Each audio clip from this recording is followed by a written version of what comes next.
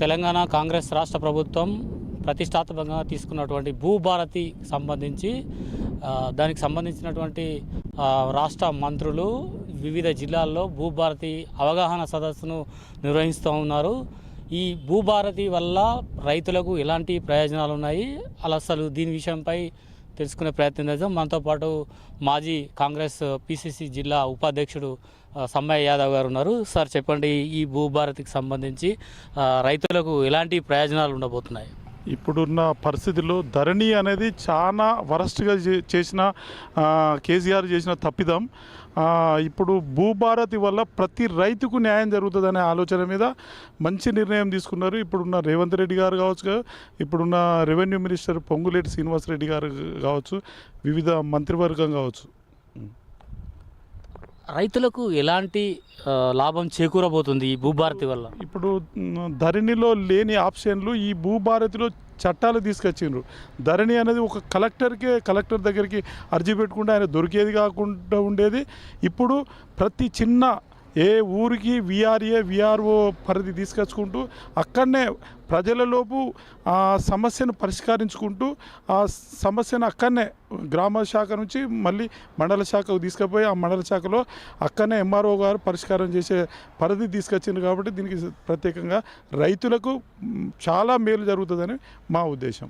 గతంలో ఈ ధరణి వల్ల ఇక్కడ నుంచి ఊర్లో నుంచి వెళ్ళిపోయి వేరే దగ్గర ఉన్నటువంటి రైతులు అంటే భూస్వాములు వారు అమ్ముకున్నారు. రైతులకు భూములు అమ్ముకున్న తర్వాత ఇప్పుడు ధరణిలో వాళ్ళ పేరు రావడంతో వాళ్ళు మళ్ళీ ఊరిలోకి వచ్చి ఈ భూమి నాదేనంటూ రైతులను చాలా ఇబ్బందులకు గురి చేస్తున్నారు. అట్లా వీళ్ళకి ఏమన్నా న్యాయం జరుగుతుందా? ఇదివరకు కబ్జా కాలం అనేది ఉండేది. మా నాన్నలు మా తాతల అప్పుడు ఒక భూమి కొంటే ఒక 3 నెలలు 4 నెలలు 5 నెలలు కబ్జా కాలంలో పెట్టుకొని తదుపరి వాళ్ళకు పట్టా పాస్బుక్లు ఇచ్చేవాళ్ళు. ఎప్పుడు కాంగ్రెస్ పార్టీ అనుకో ఇంకొక పార్టీ అనుకో. ఇప్పుడు ఏం చేసిండు, ఈ ధరణి వచ్చినాక మొత్తానికి కొలాబ్ చేసి పడేసిండు. కొలాబ్ చేసి ఈ కబ్జా అనే కాలాన్నే తీసి పడేసిండు.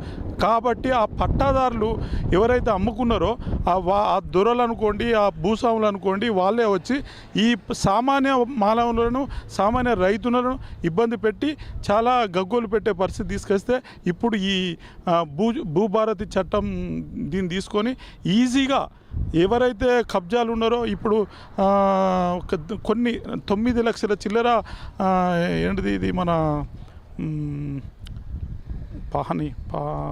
పహానీ చట్టాలు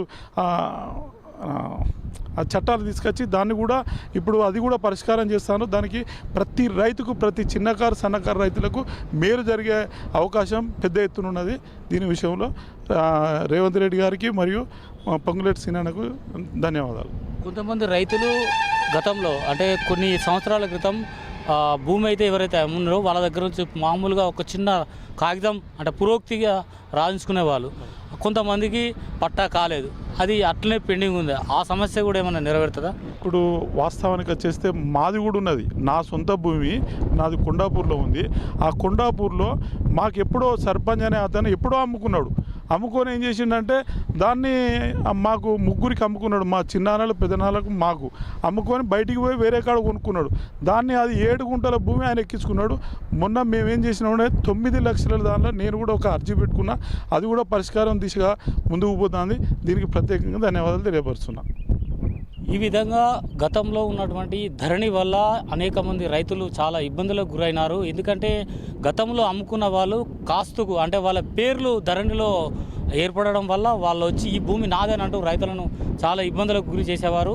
అలాంటిది ఏం లేదు. ఈ భూభారతి అనేది ఒక ప్రతిష్టాత్మకంగా రైతులకు న్యాయం చేకూర్చే విధంగా తీసుకున్నటువంటి ఈ నిర్ణయం వల్ల ప్రతి ఒక్క రైతుకు న్యాయం చేకూరుతుంది. ఏదైతే పెండింగ్లో ఉన్నటువంటి పట్టా పాస్బుక్లు కానటువంటి వారికి కూడా ఈ భూభారతి వల్ల అనేక పట్టాలు అయ్యే అవకాశం ఉందని చెప్తున్నారు. ఇది ఇక్కడ ఉన్నటువంటి తాజా పరిస్థితి. కెమెరా పర్సన్ రామ్తో శ్రీనివాస్, సన్వన్ న్యూస్, వరంగల్.